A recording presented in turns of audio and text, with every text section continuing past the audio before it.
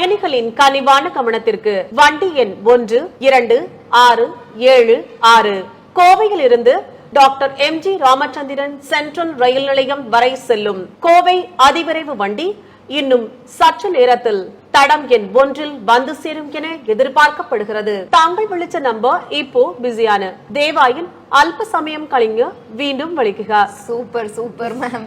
எனக்கு இந்த கவர்மெண்ட் ஆட்ஸ்லயே இந்த நிஜாம் பாக்குக்குள்ள ஆடு அது மட்டும். நிஜாம் பாக்கு வாய் மணக்க நிஜாம் பாக்கு தாம்பூலம் சிறக்க நிஜாம் பாக்கு உனக்கு எனக்கு என அனைவரும் போட்டி போட்டு வாங்கும் பாக்கு நிஜாம் பாக்கு. Super ma'am. வீட்ல வந்துட்டு மட்டன் பிரியாணி எல்லாம் சமைப்பீங்களா? ஆமா கண்டிப்பா. மட்டன் பிரியாணி வந்துட்டு அதோட செய்முறை இருக்கும்ல, இப்படி இப்படி பண்ணணும்னு சொல்லிட்டு அத வந்துட்டு நான் ஸ்டாப்பா விஐபி தனுஷ் பேசுவார்ல அப்படி நான் ஸ்டாப்பா அதே மாதிரி வந்துட்டு மட்டன் பிரியாணி நீங்க எப்படி செய்வீங்கறத நான் ஸ்டாப்பா சொல்லி காட்டிடுங்க. ஓகே. ஏண்டா வெள்ளை பண்ணி காலையில 5 மணிக்கு எந்திரிச்சு அலாரம் வச்சு இருக்கிற காசெல்லாம் பொறுக்கி போட்டு மாசம் கடைசின்னு கொஞ்சம் கூட மனசுல கவலைப்படாம இருந்தாலும் பரவாயில்லன்னு எல்லா காசையும் பொறுக்கி போட்டு அங்க கடைக்கு போய் நின்னா அங்க கியூ நிக்கும். ஏன்னா அது ஞாயிற்றுக்கிழமை.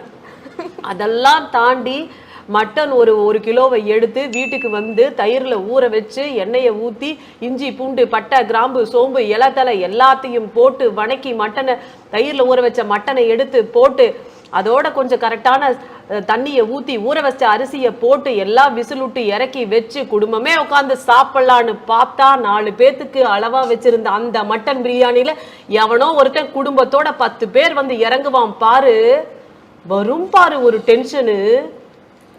என்னடா பொழப்பு இதுன்னு தோணும்.